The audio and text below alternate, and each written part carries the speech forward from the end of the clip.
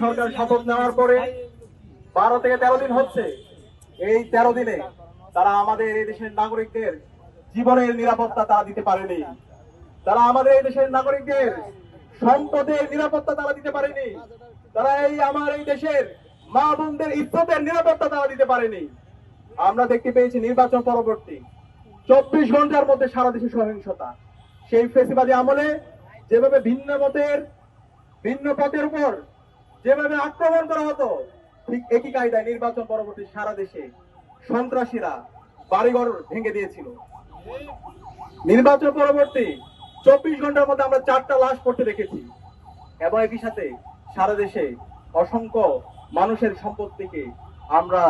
সম্পত্তিকে দখল করতে দেখেছি। একই সাথে আজকে 12-13 দিনে সারা দেশে আমার মা বোনদের উপর হামলা হচ্ছে। এই ঢাকা বিশ্ববিদ্যালয়ে এক দলের সন্ত্রাসীরা আমাদের বোনদের উপর তারা হামলা করেছে। একই সাথে আমরা দেখতে পেয়েছি রামপুরার মধ্যে 5 বছরের এক শিশুর উপরে হামলা করে তাকে হত্যা করা হয়েছে। যখন মামলা করতে গিয়েছে পরিবার, তখন প্রশাসন থেকে বলা হচ্ছে এই ধরনের দুর্ঘটনা আপনারা মাইনে নেন। আরে ভাই, এই ধরনের দুর্ঘটনা মাইনে নেওয়ার জন্য কি জুলাই বিপ্লব হয়েছে?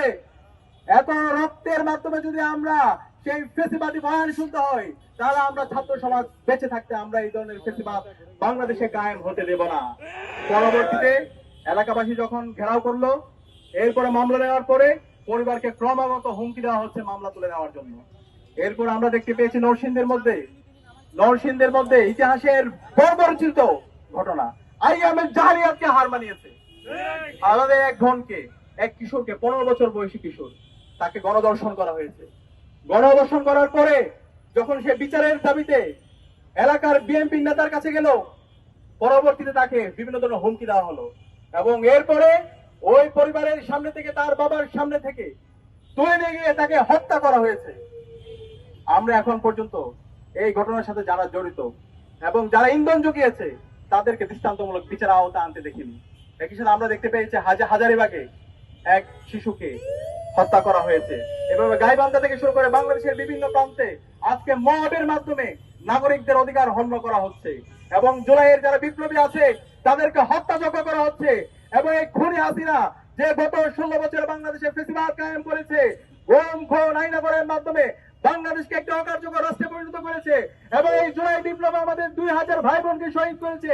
এই খুনি হাসিনা এবং তার দূষকদেরকে আবার বাংলাদেশে পুনর্বাসনের ব্যবস্থা করছে একটি দল। আমরা সাবধান করছি এই খুনি হাসিনা এবং তার দূষকদের বিরুদ্ধে বর্তমান সরকারকে 0 টলারেন্স নীতি ঘোষণা করতে হবে। এই বাংলাদেশে খুনি হাসিনাকে ভারত থেকে নিয়ে এসে তাকে ফাঁসির কাস্টে ঝোলাতে হবে, রায় কার্যকর করতে হবে। এই জুলাই বিপ্লবীতে আমাদের 2000 ভাই বোনকে শহীদ করেছে।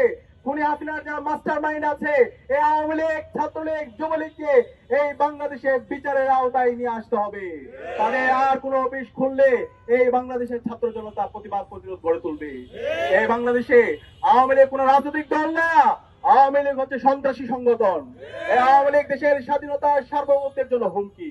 সুতরাং এই আওয়ামী লীগকে এবং খুনি হাসিনার দোষরদেরকে এই বাংলাদেশে বিচারের আওতায় নিয়ে আসতে হবে এবং সারা দেশব্যাপী যে ধর্ষণ হচ্ছে, যে সন্ত্রাস হচ্ছে, যে মাফিয়া তন্ত্র হচ্ছে, এই সন্ত্রাসীদেরকে দ্রুত সময়ের মধ্যে অ্যারেস্ট করে তাদেরকে বিচারের আওতায় নিয়ে আসতে হবে। একই সাথে আমরা দেখতে পেয়েছি ঢাকা বিশ্ববিদ্যালয়ের শিক্ষার্থীর উপর এবং সাংবাদিকদের উপর এই সোহরাওয়ার্দী উদ্যানে পুলিশ হামলা করেছে। আমরা এই ধরনের পুলিশি রাষ্ট্র দেখতে চাই না, যে পুলিশ আমার সাংবাদিকদের উপর হামলা করে, আমার ভাইয়ের উপর হামলা করে, আমার বোনের উপর হামলা করে।